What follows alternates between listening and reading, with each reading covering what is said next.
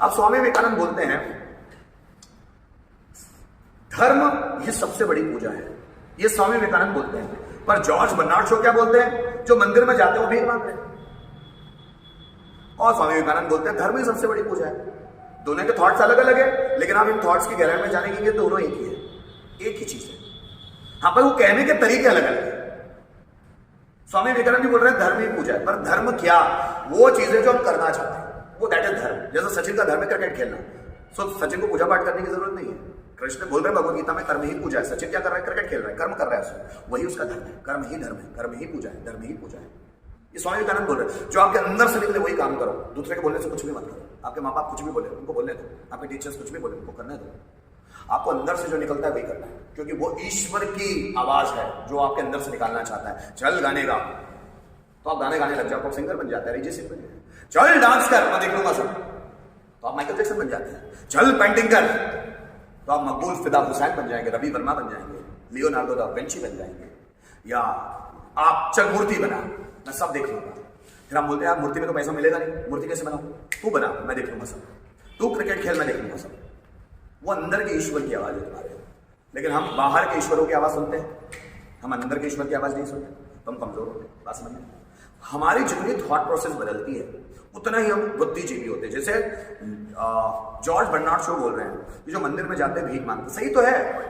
आप सब कुछ पा सकते हो अपने दम पर, आप सब कुछ पा सकते हो अपने दम पर, उसके बावजूद भी आपको ईश्वर से भीख क्यों मांगना है?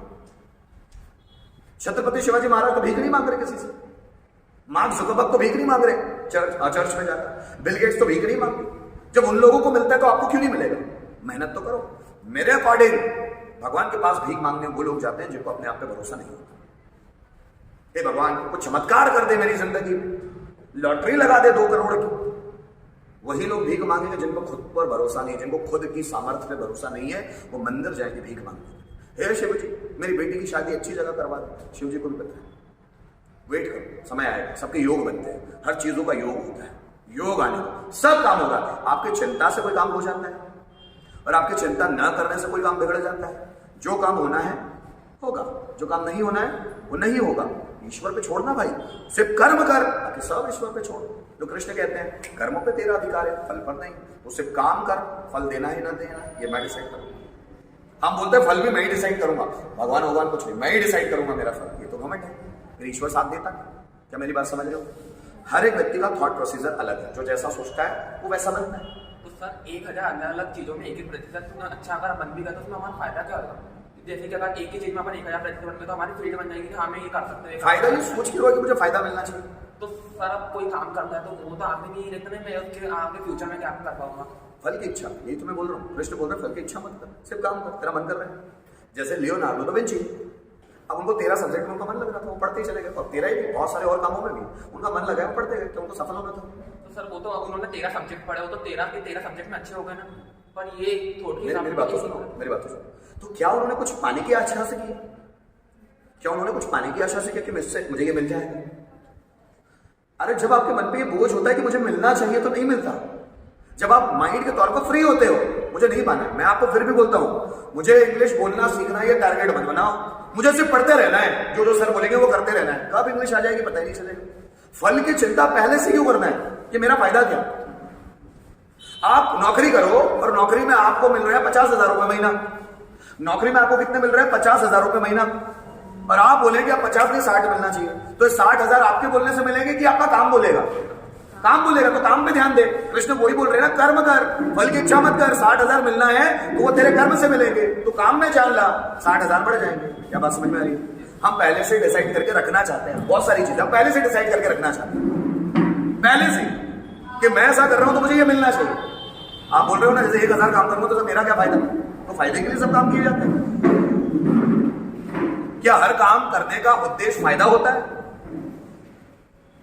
हर काम करने का उद्देश्य फायदा होना चाहिए कि मैं किसी से बात भी करूं तो मेरा फायदा होना चाहिए तो मैं बात करूंगा।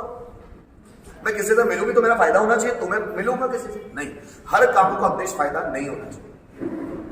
आप समझ रहे हो मेरी बात? आप करो ना, अगर ब्रूस ली इतने महान बन पाए तो क्या वो अपने आप को लोगों के सामने दिखाना चाहते थे देखो मैं कितना महान बन गया? ऐसा नहीं, उनको उस काम में मजा आ रहा था, करते चले गए, एक्सपर्ट बनते चले गए।